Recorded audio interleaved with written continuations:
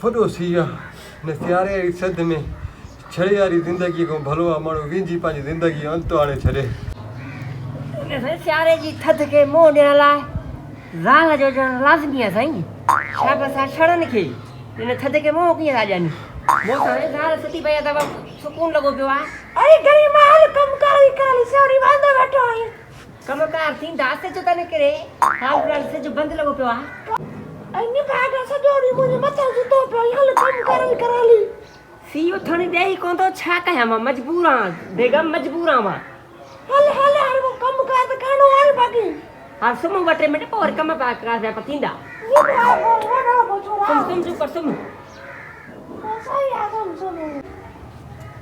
हाणे साईं हालत ॾिस सॼो ॾींहुं ही ज़ाल मुड़ुस सुता पिया आहिनि असां ॼण हुनजो औलाद ई कोन। 10 दफ़ा हिन अबे खे चयो न मुंहिंजी शादी करा असां बि इंसान आहियूं असांखे ज़ाल जी ज़रूरत आहे हिन सियारे में पर न साईं पाण सुकून सां मज़ा था वठनि वेठा असां हालत ॾिसो हालत ज़ुल्म लॻो पियो आहे। वञी चवां थो छा कराइणी पई बसि ख़ुदकशी कया ॿियो छा कया ॿियो को हल आहे ई कोन। 10 दफ़ा चयो त मां शादी करा ख़ुदकशी हल आहे न ई हूंदासीं न ई जान ई छुटल हूंदी।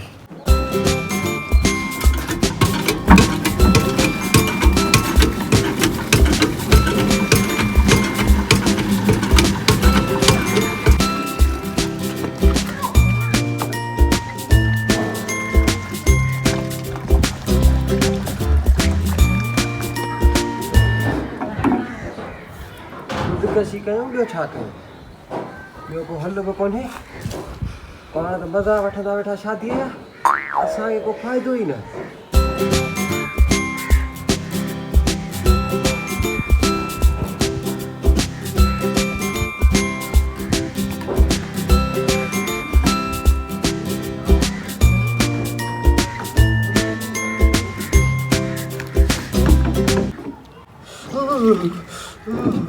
फडोसिया ने सियारे सद में छड़े वारी ज़िंदगी को भलो आहे माण्हू विंझी पंहिंजी ज़िंदगी जो अंत आणे छॾे।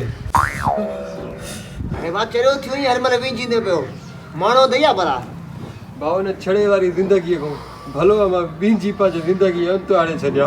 ओॾे बाबो शादीअ में इंजॉय थो करे वेठो पंहिंजी ज़ाल सां असां छड़ा दाऊं करे करे मरी विया हुआ इन लाइ चवां थो मां विंझी जान छॾाया। बाबा हाल तुंहिंजो मसलो मां हल करायां थो हल किथे बाबा हल ओॾे सुता पिया आहिनि। ठीकु आहे हाल हलूं मसलो था कयूं हल मां विंझां थो मूंखे यार छॾ हल त बाबा मसलो कयूं था माण्हू दैया भला हेॾो स्याउ लॻो पियो थधि लॻी पई आहे हल हल हाणे ॾिस हेॾे हालत।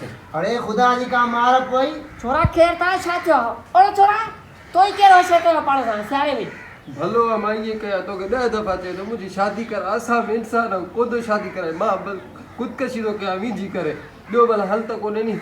थोरे जी हाथ बि अथई हेॾो जनवरी महीनो लॻो पियो हाणे कुझु थी पई त पोइ हीउ छा थो चए जीअं चए उहे कान न। हा यार मां ने मसलो अॼु हल कयां ॾिसां थो का छोकिरी पाड़े में काॾे छा पियो छा कयां मुंहिंजी शादी इज़त सां कराए न त मां ख़ुदकशी मां बाबा चल तू लेनी शादी कराए अच्छा अच्छा खमी त भागो ॿी जब मथो वे थी लॻो पिया छोरो मरी न पए वादो करे छॾी वादो कर शादी कराए वादो बाचो हलो शादी शादी तो छड़ा में हद करे छॾी हल हल तू कर